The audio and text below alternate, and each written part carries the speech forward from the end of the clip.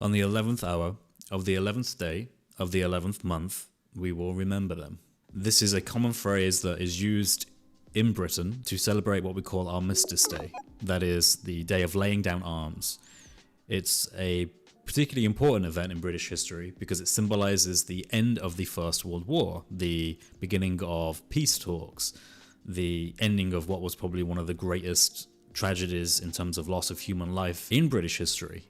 Armistice Day not only just honours those who fought and died protecting the people of the UK, but also those who gave their life defending us in the Second World War.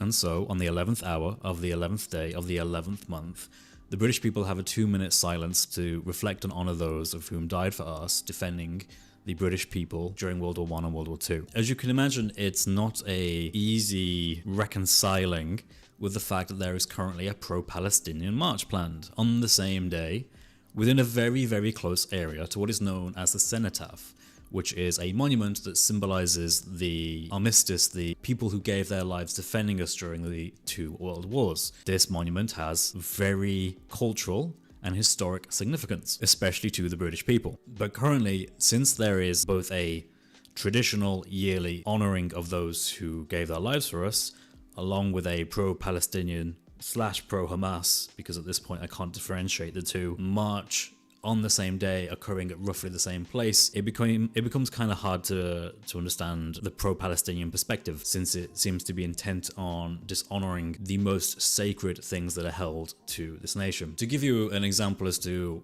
why I say that this is not just pro-Palestinian, which you could see as just defending those who are currently being attacked by Israel and losing their lives, which is indeed, as all war is, a terrible thing, but rather it seems to be some kind of pro-Hamas march, might have something to do with the fact that the person who was once a part of Hamas leadership, who currently lives in the UK, who currently lives in London, who currently lives in a socially supported house, supposedly, is actually part of the leadership of the protest. Yes, people who used to work for a designated terrorist group, that is, designated by the British government, involved in a protest march that is taking place at the same time as Armistice Day. We read from the Daily Mail, if I can just bring this up. Revealed former Hamas chief, who lives in London Council House, is behind one of the groups planning Armistice Day pro-Palestine protests. His name is Mohammed Kathim Sawalha.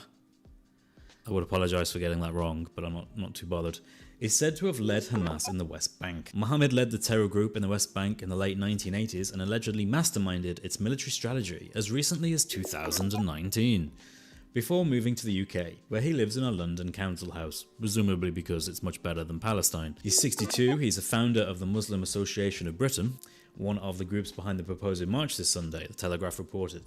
And we have some lovely pictures of the guy here. At what point do we cease to see this as just a pro-Palestinian march and it's just an outright pro-Hamas march? If you're getting the guy who was involved in terrorist actions prior to this for Hamas, and you're getting him and you're saying, you'd be a great guy to have as part of this leadership. We would love to have you for the Palestinian march. You are in effect saying that you support Hamas. I don't know how, I mean, this would be like, imagine if there was a march in London and the person they invited to be the speaker for the march was Nick Griffin from the BNP. Do you not think that would have some undertones as to what the march is for? To suggest that you can have speakers who were openly and unashamedly supporters of terrorist groups who were supposedly the masterminds behind said terrorist group, get them involved in your supposedly just a pro-Palestinian march, and not think that that sends messages is beyond me. Police have repeatedly warned that there are high risks of violence,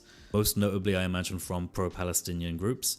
Now supposedly we have a map here of where this march is meant to go. Supposedly it's going to go around the Cenotaph so that it doesn't go through. I wonder exactly how that's going to plan out and whether these groups are going to avoid the Cenotaph and show an inch of decorum, or whether or not these people will have no respect at all for the dead who've died fighting for our country and will instead go straight up to it to prove a point, because politics supposedly and Hamas are more important than war veterans. And I think it's clear there is no way you can ignore the fact that Muslim views of the British forces in the UK are exceptionally low. It's been long known that recruitment into the army, particularly for Muslim groups, has record lows. Not many people from Muslim groups tend to join the British Army because they associate the British Army with its involvement in Iraq. So as far as I see, once you get someone involved from a prescribed terrorist group, that the British, by the way, prescribe as a terrorist group, and you get them involved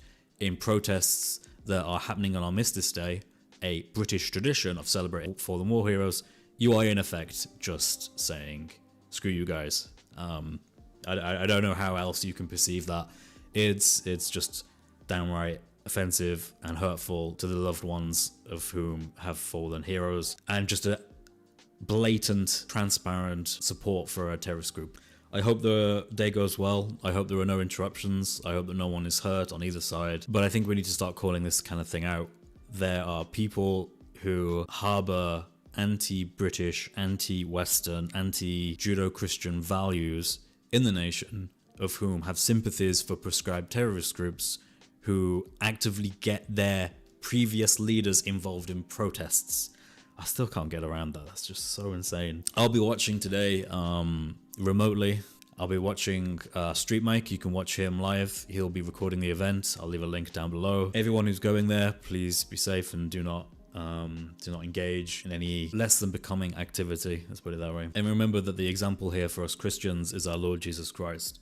Someone of whom spoke the truth even when it was difficult, saying that the truth will set us free. He is the way, the truth, and the life. God bless you all. Have a great day.